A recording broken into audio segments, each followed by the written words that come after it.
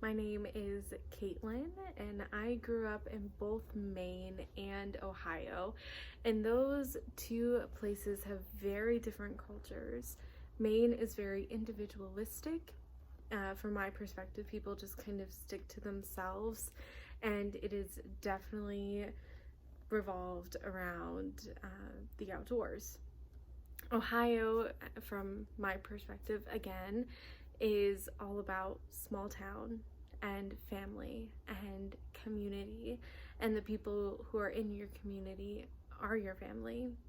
And that's something that I have kind of taken on in my own personal life, is that I love the outdoors, especially from living in Maine, and I do stick to myself a little bit. I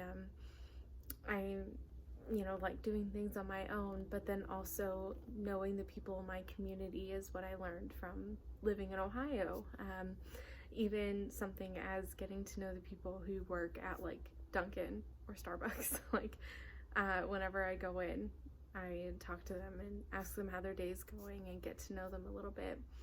So taking that principle and that idea is something that I have embodied from both places.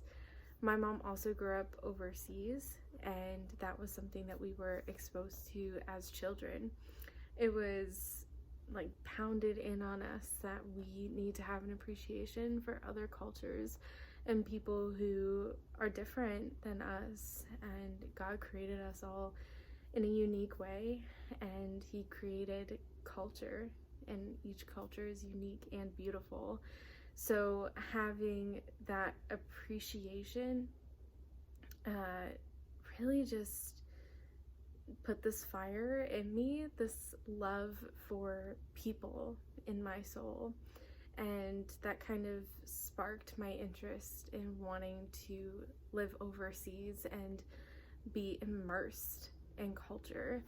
And that's one of the reasons why I believe that God called me to officership, is so that I do have the opportunity one day to be overseas. And even here in our territory, I can get to know other people and have a great and a deep appreciation for their culture and for who God created them to be. So that was definitely, I believe, one of the reasons that God called me to the Salvation Army.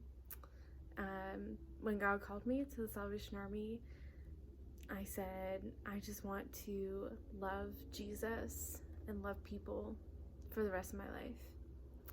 And that involves loving other cultures and people of other cultures and seeing the beauty in that. So that's how I got to where I am today.